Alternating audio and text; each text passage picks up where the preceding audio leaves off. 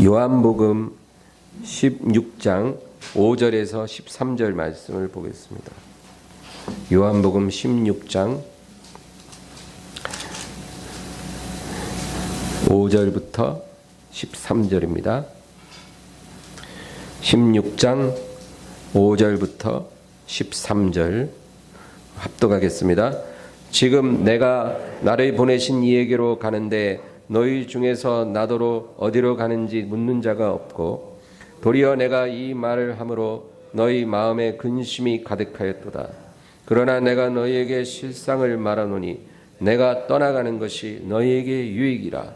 내가 떠나가지 아니하면 보혜사가 너희에게로 오시지 아니할 것이요 가면 내가 그를 너희에게로 보내리니 그가 와서 죄에 대하여 의에 대하여 심판에 대하여 세상을 책망하시리라. 죄에 대하여라 함은 그들이 나를 믿지 아니하며 의에 대하여라 함은 내가 아버지께로 가니 너희가 다시 나를 보지 못하며 심판에 대하여라 함은 이 세상 임금이 심판을 받았음이라. 내가 아직도 너희에게 이를 것이 많으나 지금은 너희가 감당하지 못하리라. 그러나 진리의 성령이 오시면 그가 너희를 모든 진리 가운데로 인도하시리니 그가 스스로 말하지 않고 오직 들은 것을 말하며 장래일을 너희에게 알리시리라. 아멘. 오늘 저는 요한복음 16장 5절부터 13절 말씀으로 은혜를 나누고자 합니다. 사람이 죄를 깨닫는 것은 참으로 중요합니다. 죄를 해결해야 우리가 살 수 있기 때문입니다. 그래서 죄를 깨달아야 되는데 이 죄를 깨닫는 방법이 두 가지가 있다는 거예요. 하나는 우리의 양심이고 하나는 성령의 역사입니다. 이 두 가지 방법으로 죄를 깨닫게 되는데요. 이 양심과 성령의 역사는 공통점이 있습니다. 왜냐하면 소멸될 수 있다는 거죠. 그러니까 우리가 이 기능을 잃어버릴 수 있다는 것입니다.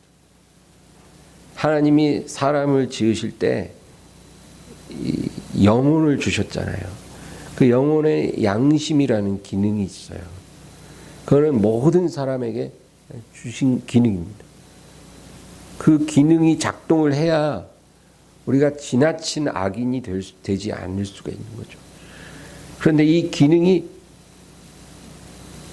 멈출 수 있어요. 그래서 이런 사람을 양심에 화인 맞았다. 그렇게 표현합니다. 성경적인 표현이에요. 화인이 뭐예요? 불로 달군 그 인두예요. 인두. 그거를 살에 대면 그 살이 감각을 잃어버립니다. 이렇게 화인 맞은 부분은 감각이 없어요. 그래서 양심이 화인 맞은 사람은 그 양심이 죽은 겁니다. 그러니까 악한 행동을 하면서도 아주 태연한 그런 사람이 되는 거예요. 또 성령의 역사도 멈출 수가 있습니다. 그래서 성경에 성령을 소멸하지 말라 그러거든요. 소멸하지 말라는 건 뭐예요? 소멸될 수 있다는 말이죠. 그래서 예수를 믿는 사람 안에는 성령이 내주하시는데 그 성령이 떠나갈 수 있다 그 말이에요. 여러분 한 번 오셨다고 영원히 있으리라고 생각하지 마세요. 어떤 손님도요 주인이 박대가 지속되면 떠나가는 거예요. 그래 성령께서 우리 안에 오셨지만 떠나가실 수 있다. 그래서 성경에 이 성령을 소멸하여서 아주 비참하게 된 사람이 두 사람이 나와요. 삼손과 사울입니다. 여러분 삼손 아시죠? 이 삼손은 정말 특별한 사람이에요. 아주 태어날 때부터 특별하게 태어난 사람. 천사가 고지해주는 탄생이 있거든요. 천사가 미리 와서 특별한 아기가 태어나리라고 고지해주는 태몽이 아니에요. 천사의 고지예요. 그렇게 태어난 사람은 정말 특별한 사람 아닙니까? 예수님이 그랬죠. 세례 요한이 그랬죠. 구약의 삼손이 그랬어요. 얼마나 특별합니까? 혹시 이 가운데 태어나시기 전에 천사가 와서 알려줬다는 사람 계신가요? 아마 없을 거죠. 삼손이 그랬어요. 그 긴 머리는 성령의 임재를 말해요. 그래서 그의 긴 머리 안에서 능력이 막 흘러나와서 뭐 나귀 턱뼈 하나로 몇백 명을 막 때려 죽여요. 군인들을. 그런 사람. 그 한 명 가지고 이스라엘이 미디안으로부터 구원을 받을 정도예요. 블레셋으로부터. 그러니 얼마나 대단합니까? 그런데 그가 문제가 뭐냐면 방탕한 사람. 방탕한 삶이. 그래서 절제가 없이 막 술도 막 마시고 막 아무 여자하고 어울리고 그러니까 결국 어떻게 돼요? 들릴라라는 여인을 만나요. 머리를 다 밀리는 거예요. 그러니까 그게 뭐예요? 성령이 떠났다는 거죠. 성령이 떠나시니까 힘이 안 생겨요. 아주 비참하게 죽고 맙니다. 여러분, 사울 왕도 똑같아요. 사울 왕도 성령을 충만하게 받았었지만 그가 하나님을 자꾸 거역을 하니까 성령이 떠나시고 성령이 떠나고 나서 누가 와요? 악령이 왔어요. 악령이 들려가지고는 얼마나 고통스러운지 몰라요. 너무 괴로움. 성령 충만한 다윗이 와서 수금을 탁 키면서 찬양을 부르면 그때 좀 괜찮아졌다. 좀 있으면 또 악령이 찾아오고 너무너무 괴로움을 당하다가 비참하게 죽고 마는 그런 사람이 되었다는 거죠. 그래서 우리가 죄를 깨달아야 사는데 죄를 깨닫게 하는 이 양심이든 성령의 역사든 이것은 그 기능이 마비될 수 있다라는 거죠. 그런데 오늘 제가 말하고 싶은 건 이 두 가지 기능이 어떤 차이가 있고 어떤 의미가 있느냐 그걸 우리 나누고 싶은 거예요. 여러분 이 양심이 우리 죄를 깨닫게 하는데 그 양심이 깨닫게 하는 죄는 어떤 죄냐면 법적인 죄예요. 법적인 죄. 그러니까 율법에 저촉되는 죄. 우리가 살인을 하거나 간음을 하거나 도둑질을 하면 그 죄를 우리 양심이 깨닫는 거예요. 양심이 깨달으니까 마음이 좀 괴롭죠. 그런 죄는 우리가 범했을 때 양심이 그를 바로 깨닫게 되는 것입니다. 그리고 성령의 역사는 영적인 죄를 깨닫게 하는 기능인 거예요. 그러니까 영적인 죄가 뭐예요? 여러분 율법적인 죄는 뭐 사람을 죽이거나 물건을 훔치거나 이런 죄죠. 근데 영적인 죄가 있어요. 영적인 죄. 이 죄는 우리가 하나님과 관계가 깨어졌다든지, 그렇죠? 하나님과 관계가 깨진 사람, 하나님과 아주 분리돼서 살아가는 사람, 그 영적인 죄예요. 영적인 죄. 예수님을 예수님으로 섬기지 않고 믿지 않고 그렇게 살아가는 거, 그게 영적인 죄라니까요. 여러분 율법적인 죄만 죄가 아니라 영적인 죄가 있어요. 사실은 이 죄가 더 큰 죄예요. 이 죄를 양심이 깨닫게 해주는 게 아니라 성령께서 깨닫게 해주시는 거예요. 그래서 여러분 베드로가 오순절날 시장에서 설교를 탁 하는데 뭐라 그래요?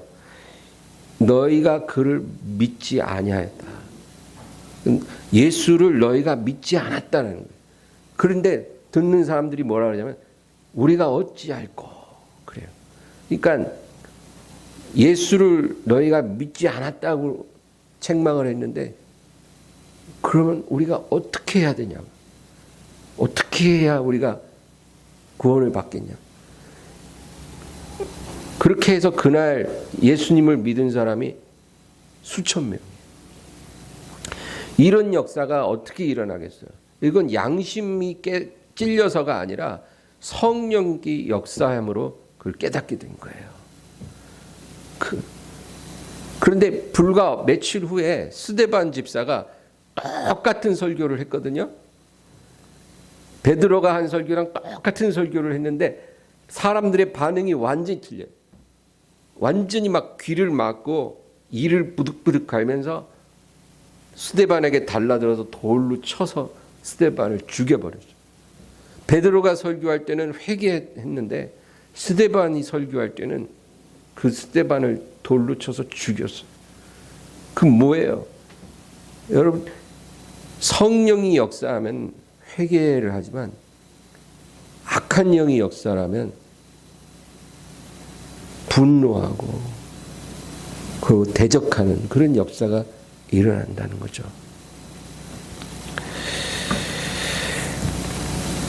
여러분, 믿지 않는 사람들 보세요. 그들도 여러 가지 죄를 지어요. 간음죄를 짓고, 그렇죠? 도둑질하고. 정말 신문 보면, 뉴스 보면 죄 짓는 사람들 이야기 매일 쏟아지잖아요. 그런데 그 사람들이 어떤 반응을 보이냐. 많은 사람들이 오리발 내밀어요. 내가 그러지 않았다는 거예요. 그런 건 뭐예요? 그 양심이 화인 맞았다. 마비됐다. 그거예요.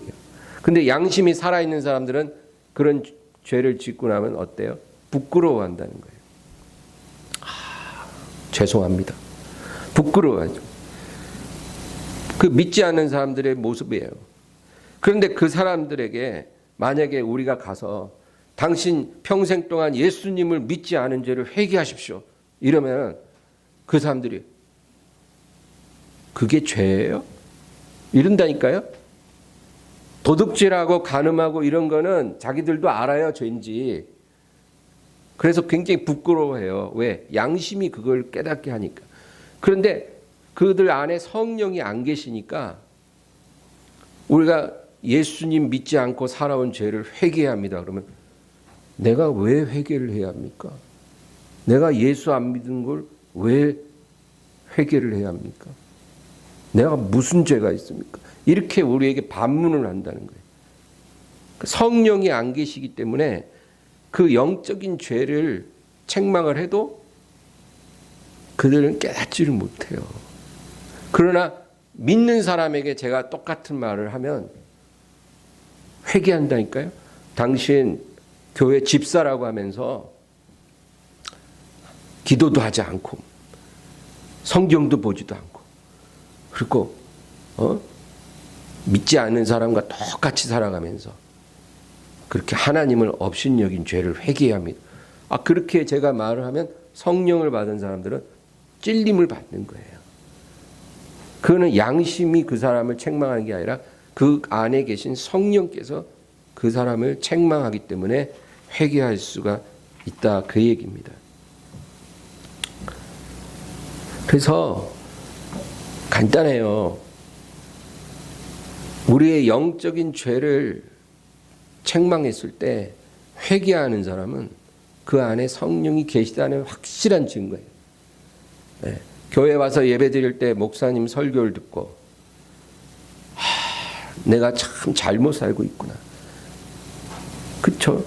목사가 설교할 때 여러분 간음죄 회개하시고 살인죄 그런 말은 잘 안 해요. 주로 어떻게 말합니까? 영적인 죄에 대해서 얘기를 하는 거죠. 하나님을 하나님 되게 하지 않고 하나님을 무시하고 살아온 우리의 삶을 회개해야 합니다. 그렇게 설교를 주로 하거든요. 그런데 그런 설교가 찔려서 회개하는 사람은 그 성령이 그 안에 계시다는 거예요. 할렐루야. 너무 슬퍼하지 마세요. 아이고, 나는 왜 이럴까? 이게 여러분 성령이 계시다는 증거라니까요. 성령께서 우리 안에 계시다는 게 왜 중요하냐면 마지막 날에 우리가 천국에 갈 수 있는 구원의 증표예요. 증표. 차표라고요. 천사들이 와서 우리를 데려가는데 뭘 보고 데려가냐면 뭐 교회 오래 다녔다 이게 아니에요. 성령을 받았나 그거를 보는 거예요. 그래서 우리가 하나님 말씀을 듣고 마음이 괴롭고 책망이 되고 이게 그 좋은 거예요. 성령이 계시다 그 얘기예요. 그러나 교회를 오래 다녔는데도 아무리 말씀 들어도 회개를 안 하는 사람들도 많더라고요. 회개를 안 해. 자기랑 상관없다고 생각해. 저 그런 사람 많이 봤어요. 그런 사람들은 회개를 안 한다.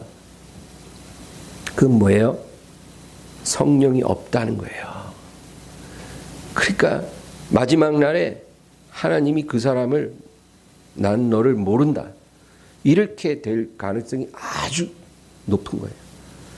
그러니까 여러분 혹시 교회 열심히 다니고 예배 열심히 드리는데도 나는 별로 회개가 안 나온다. 이거 아주 심각한 거라니. 그 죄를 회개하기를 주의 이름으로 축원합니다. 그래서 오늘 본문을 보겠습니다.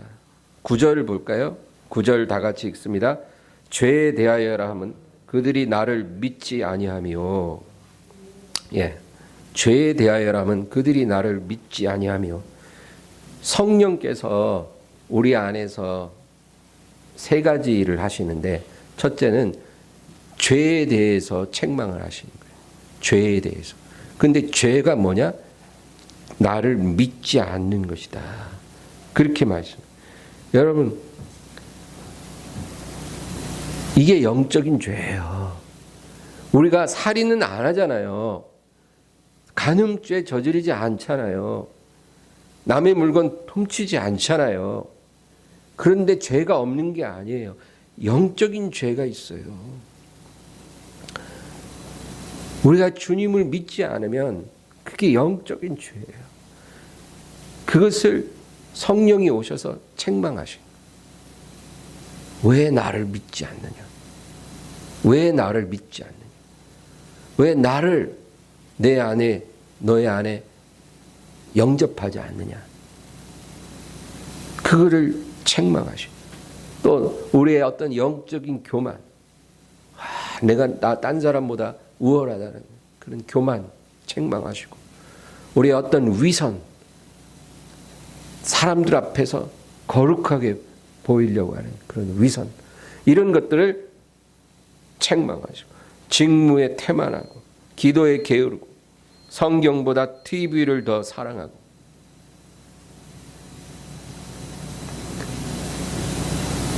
그런 죄들이 성령께서 책망하신다. 그 얘기예요. 이게 다 주님을 믿지 않는 그 죄에 포함된다는 거죠. 입술로는 주여 하지만 실제로 마음은 안 그런. 주님을 사랑하지 않아요. 주님 뜻대로 살려고 하지 않아요. 이런 죄들을 성령께서 책망하신다는 겁니다. 그 다음에 양심은 우리의 죄만을, 그러니까 아까 제가 양심이 우리의 율법적인 죄를 깨닫게 한다 그랬죠. 근데 양심이 하는 일이 또 뭐겠냐면 율법적인 의도 깨닫게 해요. 그거 알아야 돼. 의를 깨닫게. 양심은 율법적인 의를 깨닫게 하고 성령의 역사는 영적인 의를 깨닫게 해주셔요. 죄만 깨닫게 하는 게 아니라 의도 깨닫게 해주신다. 그 얘기죠. 그러면 여러분 율법적인 의가 뭐예요? 우리가 착한 일 하면 마음이 좋잖아요. 그렇죠? 그게 율법적인 의예요. 어떤 사람이 길을 가는데 한 사람이 땅에 쓰러져 있어. 보니까 강도 만나갖고 다 뺏기고 두들겨 맞았고 완전 피 흘리면서 쓰러져 있는 사람이에요. 근데 저 사람 저거 빨리 구해야 살 텐데 근데 나 지금 약속 너무 늦어서 어쩔 수 없네. 할 수 없지. 만약에 그냥 갔다면 계속 마음이 불편해요. 그렇죠? 그런데 약속은 그냥 아예 늦은 걸로 하고 빨리 저 사람 구해야 되겠다. 그래갖고 끌어안고 상처를 치유해주고, 그죠? 그 사람을 구했어요. 그러고는 이제 다시 제 길을 떠났다. 그럼 마음이 어떻겠어요? 편안하고 아주 뿌듯할 거 아니에요. 그죠? 이게 뭐냐면 양심이에요. 양심. 우리가 착하고 선한 일을 하면 우리 양심이 편안하고 좋다는 거죠. 이게 우리 양심이 죄만 깨닫는 게 아니라 율법적인 의도 깨닫게 해준다. 그 얘기예요. 그런데 우리 안에 계신 성령의 역사는 영적인 의의를 알게 해주신다. 그 얘기거든요. 여러분 빌립보서 2장에 보면 자기를 낮추시고 죽기까지 복종하셨다. 그 말씀이 나와요. 누가 그래요? 예수님이. 예수님이 자기를 낮추사 죽기까지 복종을 하셨는데 하나님 아버지께서 그 예수를 죽음에서 살리시고 그를 지극히 높여주셨다. 그렇게 말씀을 하거든요. 근데 여러분 예수님은 어떤 분일까요? 예수님은 원래 하나님이세요. 원래. 그러니까 하나님을 우리가 삼위일체라고 하잖아요. 아버지와 아들과 성령은 하나이니라. 그래서 세 하나님이 하나예요. 그러니까 아들이신 예수님은 아들 하나님이신 거예요. 다시 말해서 피조물이 아니라 영원부터 계시고 영원까지 계시는 창조주다. 그래서 예수님은 원래 하나님이셨어요. 그런데 그 예수님이 그 하나님의 지위를 스스로 상실한 거예요. 왜? 구원을 이루려고. 그래서 하나님께서 그 지위를 스스로 벗어버리고 사람의 몸을 입고 이 세상에 오셨다라는 거예요. 이게 믿어지세요? 이 세상 사람들 다 안 믿어요. 그걸 어떻게 믿냐는 거예요. 그런데 그게 믿어진다. 그거 성령의 역사죠. 할렐루야. 하나님께서 그 지위를 스스로 벗어버리고 사람이 되어 이 세상에 오셨다는 거예요. 그리고 예수님이 그 온 몸에 온 인류의 죄를 다 전가시켜서 거기다 다 쏟아부은 거예요. 그러니까 하나님이 사람이 된 것도 놀랍지만 그 사람이신 하나님이 자신의 몸에 영혼에 인류의 모든 쓰레기 같은 죄를 다 쏟아부은 거예요. 그게 가능해요. 하나님이셨기 때문에 가능해요.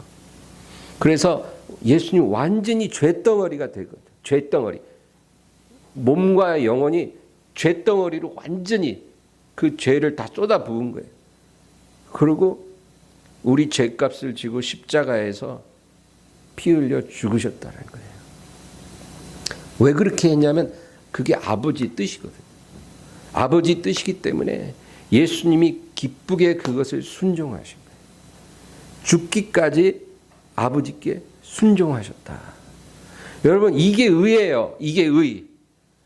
율법적인 의가 아니라 하나님이 인정하는 의가 바로 이거예요.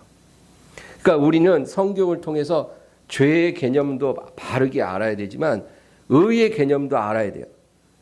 그냥 행동으로 율법적인 행동으로 잘못한 게 죄고 뭔가 옳게 행동하면 그게 의다. 우리는 이렇게만 생각하고 사는데 성경에서 하나님의 관점은 뭐냐면 하나님과 분리된 인생이 그 자체가 죄고, 그리고 하나님 앞에 죽기까지 순종했다는 그 사실, 그것이 바로 하나님이 인정하는 의라는 거예요. 그러면 이 의를 누가 행했어요? 예수님이 행했어요. 죽기까지.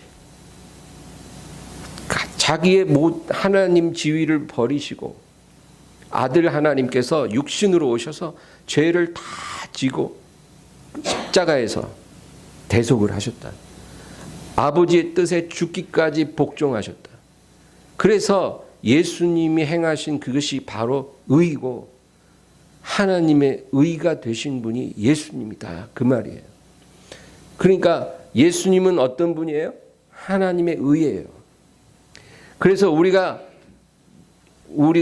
행위로는 도저히 의로워질 수가 없는 존재임에도 불구하고 하나님의 의 되신 예수님을 믿고 그 이름을 부르면 그 의가 우리에게 전가된다고 하나님이 선언하신 거예요. 할렐루야. 이게 복음이에요. 이걸 믿어야 돼요. 이거 믿으면 사는 거고, 이거 안 믿어지면 죽는 거예요, 여러분. 행위로는 다 더럽거든. 여러분 지금 뉴스 보세요.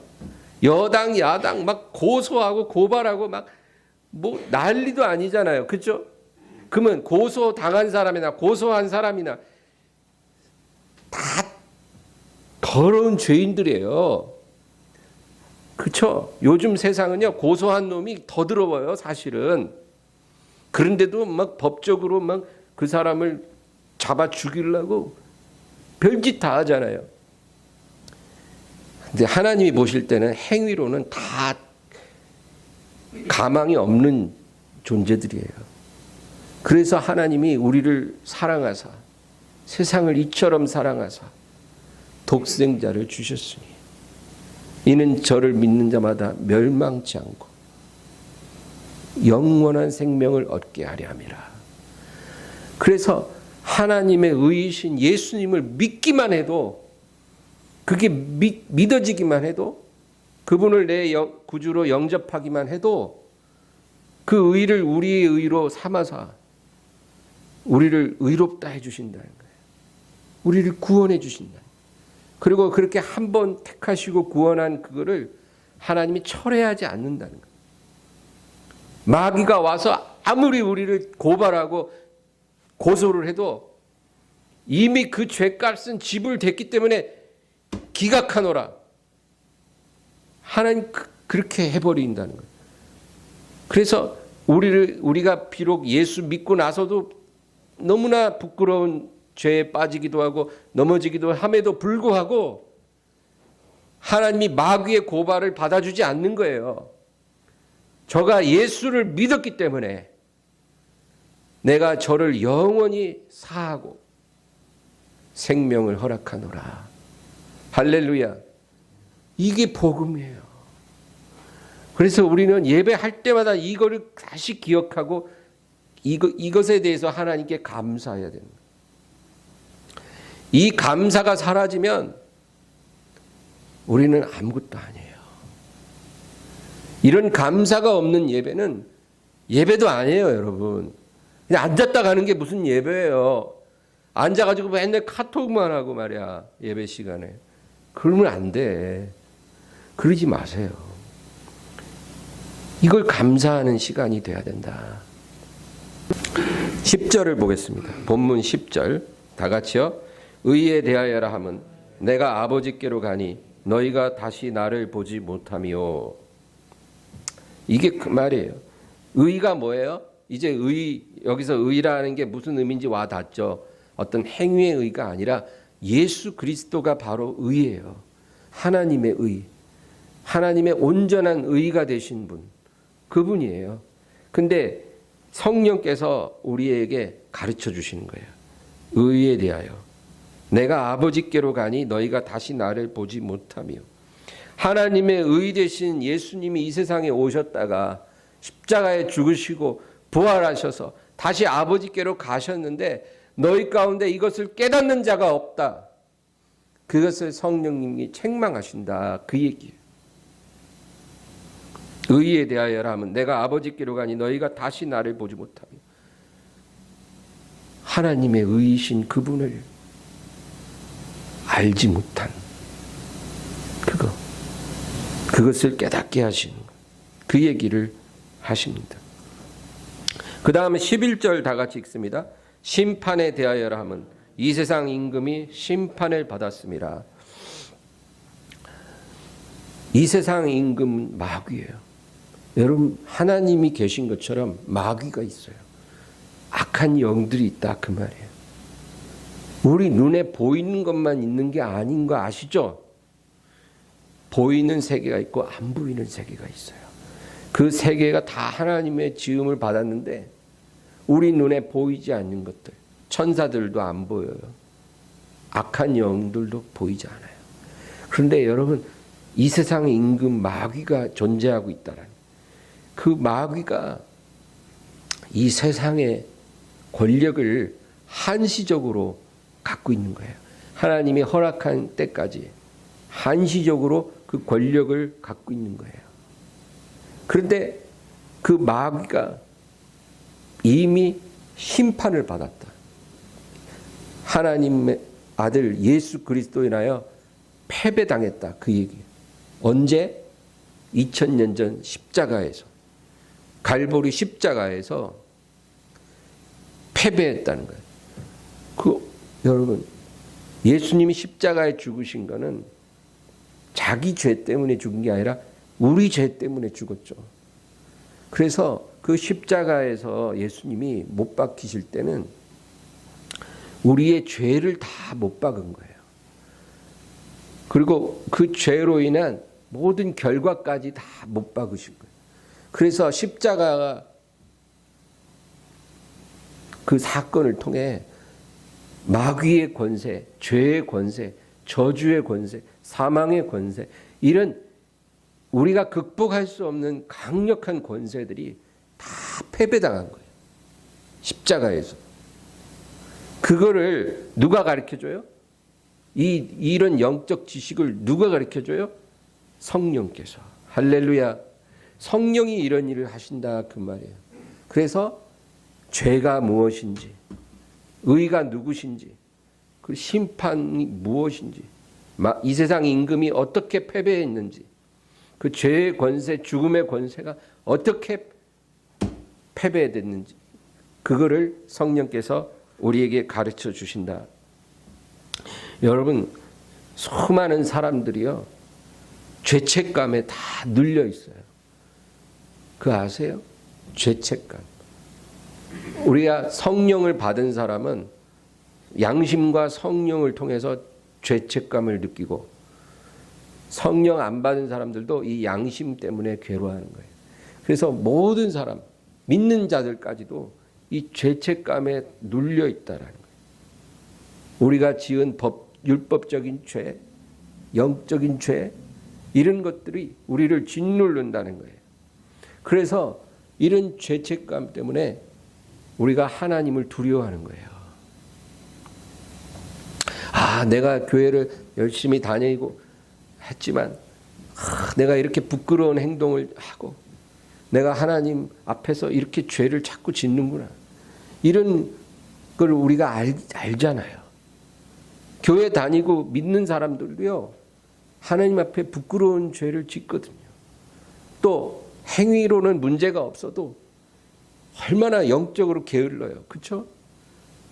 전 목사인데도 매일 마음이 괴로움이 있어요. 기도 더 해야 되는데 이 정도 갖고는 안 되는데 괴로워요. 제가 그냥 겸손해서 하는 말이 아니라 진실되게 하는 말이에요. 저 매일 제가 원하는 만큼 기도를 못해서 괴롭고, 그리고 여러분에게 말씀을 제대로 전하지 못하는 그런 부분에서 괴롭고, 또 여러분을 정말 더 사랑하고 싶은데 마음이 좁아서 이게 잘 안 돼요. 그게 괴로워요. 목사인 저도요, 아주 괴로운 게 한두 개가 아니에요. 매일 괴로워요, 솔직히. 그런데 저도 이런데 다들 그렇지 않겠어요? 괴롭단 말이에요. 죄책감 때문에. 그래서 우리가 하나님이 두려워지고 어떤 이 죄로 인한 저주가 두렵고 죽음이 두려운 거예요. 아담과 하와가 선악과 따먹고 제일 먼저 한 일이 나무 그늘에 숨은 거예요. 그것처럼 우리도 하나님이 두려워지고 죄의 결과가 두려운 거예요. 그런데 여러분 분명하게 알아야 돼요. 예수님이 이 모든 우리가 두려워하는 것들을 십자가에서 승리하셨어요. 마귀를 이기셨고 죄를 이기셨고 죽음을 이기셨어요. 그래서 우리가 이 죄책감에 눌릴 때 그대로 있으면 안 되고 예수 이름을 부르고 그분을 찬양해야 돼요. 나의 의는 이것뿐 예수의 피밖에 없네. 할렐루야. 이 얼마나 중요한 사실인지 몰라요. 나의 의는 이것밖에 없다는 거예요. 목사인 저도 행위로서는 하나님이 두려워요. 그러나 나의 의는 이것뿐 예수의 피밖에 없네. 예수의 이름밖에 없네. 이렇게 찬양하고 하나님께 나아가면 하나님의 평안이 우리에게 임한다. 할렐루야. 하나님이 그걸로 우리를 다 품어주시는 거예요. 부족함에도 더럽고 추함에도 죄덩어림에도 불구하고 여러분 우리가 죄 안 짓고 사는 것 같죠? 우리가 깨닫는 죄는 우리가 짓는 죄의 10분의 1밖에 안 돼요. 매일매일 죄가 우리에게 있다는 거예요. 마치 우리 눈에 보이지 않는 바이러스, 세균들이 늘 우리 옆에 있듯이 우리가 하루를 살아가면 우리 눈에 보이지 않는 더러운 세균, 때, 그런 것들이 우리 몸을 더럽히는 거예요. 못 느낄 뿐이지. 그래서 매일매일 씻어야 우리가 위생적으로 살아갈 수 있듯이 우리는 죄 가운데 산다는 거예요. 그런데 그거를 어떻게 해결하냐고요? 착한 일을 많이 하면 죄가 상쇄됩니까? 착한 일은 착한 일이고 죄는 죄예요.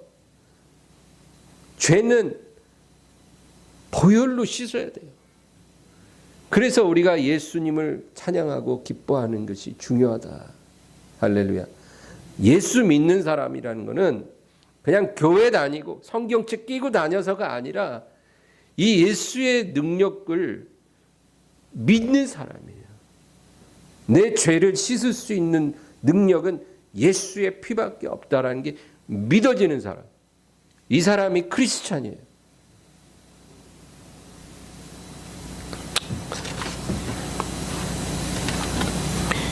그래서 여러분 오늘 말씀 다시 본문 7절 8절을 다 같이 읽겠습니다. 7절 8절이요. 그러나 내가 너희에게 실상을 말하노니 내가 떠나가는 것이 너희에게 유익이라. 내가 떠나가지 아니하면 보혜사가 너희에게로 오시지 아니할 것이요 가면 내가 그를 너희에게로 보내리니 그가 와서 죄에 대하여 의에 대하여 심판에 대하여 세상을 책망하시리라. 예수님이 아버지께로 가야 성령님이 보냄을 받는 거예요. 성령님은 세 번째 하나님의 실체예요. 그래서 여러분 성령님을 절대로 이렇게 아버지나 아들보다 열등하다고 생각하면 안 돼요. 또 어떤 무슨 에너지를 말하는 게 아니라 하나님이세요. 하나님. 성령께서 오셔서 죄에 대하여 의에 대하여 심판에 대하여 세상을 책망하시리라. 그런데 여기 보면 성령님을 뭐라 그러냐면 보혜사라 그랬죠. 보혜사. 이 보혜사라는 말은 간단하게 위로자라는 뜻이에요. 위로자. 위로자를 하나님이 보내실 것이다. 여러분, 심판자가 아니라 위로자예요. 위로자. 우리가 죄를 지으면 경찰이 와서 수사하죠. 또 막 검찰에서 막 와가지고 조사하죠. 죄 지으면 그렇게 괴롭잖아요. 그렇게, 근데 심판자가 오는 게 아니고 위로자가 오셔요. 위로자가 오셔서 우리를 가르쳐 주신 거예요. 죄가 무엇인지.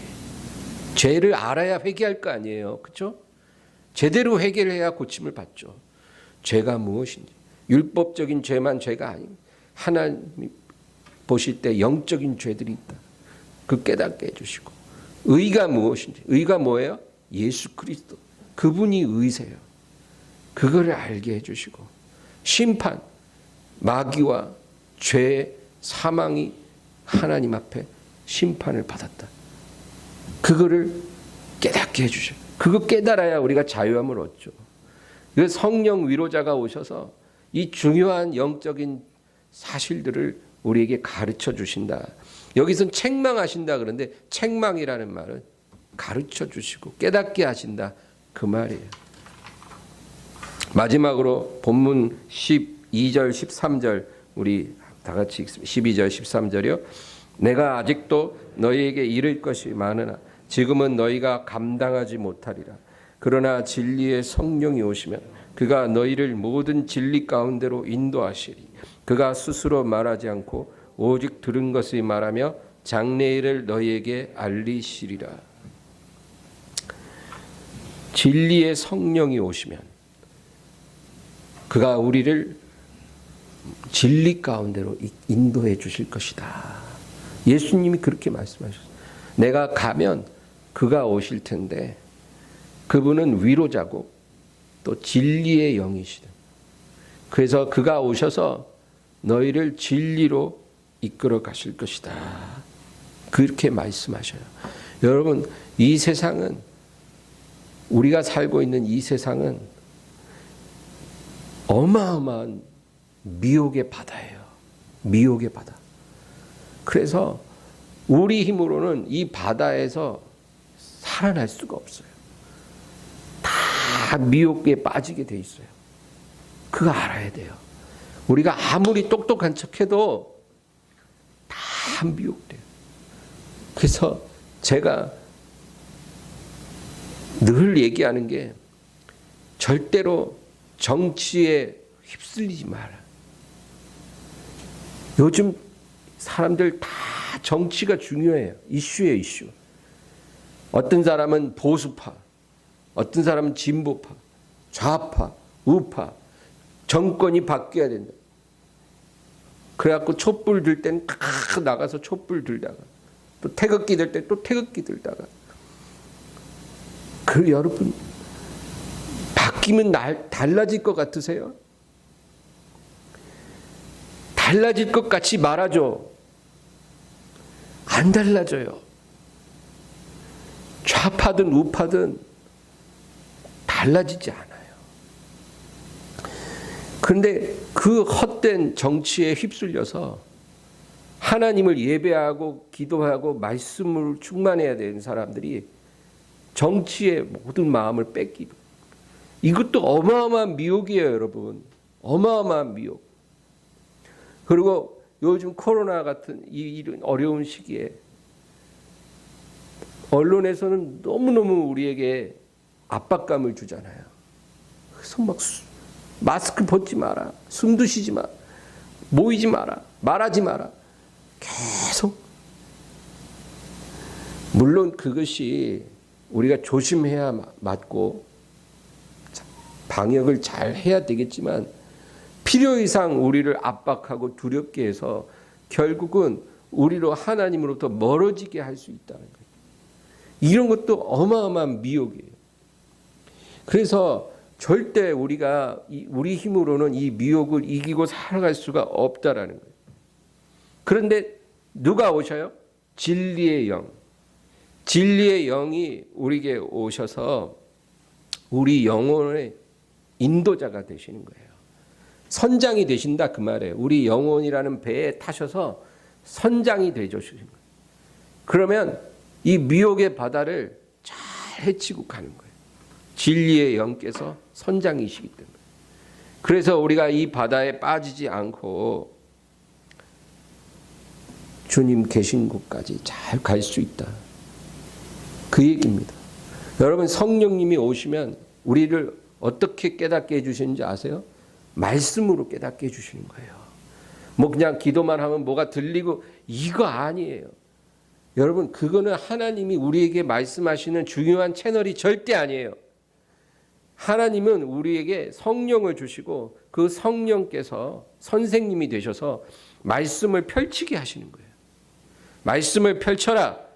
과거에 네가 읽을 때는 깨닫지 못했지만 이제 내가 너에게 하나씩 가르쳐 줄게. 조명해 주시는 거예요. 성령님이 말씀을. 그래서 말씀에 있는 진리가 살아있는 하나님의 말씀으로 움직이게 만들어 주시고 설교 말씀이 들려지게 하는 거예요. 과거에는 교회에 가면 목사가 뭔 소리를 하는지 하나도 안 들리는데 지금은 들려. 그런 것들이 성령의 역사라는 거죠. 성령님은 그렇게 우리에게 말씀하세요. 우리를 가르치세요. 하나님이 우리에게 직접 말씀하는 거는요, 정말 특별한 거고 대부분은 99%는 말씀으로 우리를 가르치신다. 그 얘기예요. 말씀으로 성령님의 인도를 받지 못하면서 듣기를 원하는 것은 아주 순서가 잘못된 거예요. 그러므로 성령님이 오셔서 죄가 무엇인지, 의가 누구신지, 심판이 무엇인지 가르쳐 주시고 우리를 진리 가운데 인도하실 것이기 때문에 성령을 소멸치 말라. 할렐루야. 우리 안에 와주신 성령님을 여러분 슬프게 하지 마세요. 근심케 하지 말고 노엽게 하지 말고 성령님을 기뻐하라. 기뻐하고 그 가르침을 사모하고 그 모든 책망을 달게 들으시기를 주의 이름으로 축원합니다. 기도하겠습니다. 하나님 아버지, 감사합니다. 성령의 은혜를 주사 예수 그리스도의 능력이 우리에게 임하게 해주시고 하나님의 말씀을 깨닫게 하옵소서. 예수님의 이름으로 기도합니다. 아멘. 오늘 말씀을 생각하면서 간절히 기도합니다. 주여, 주여, 주여.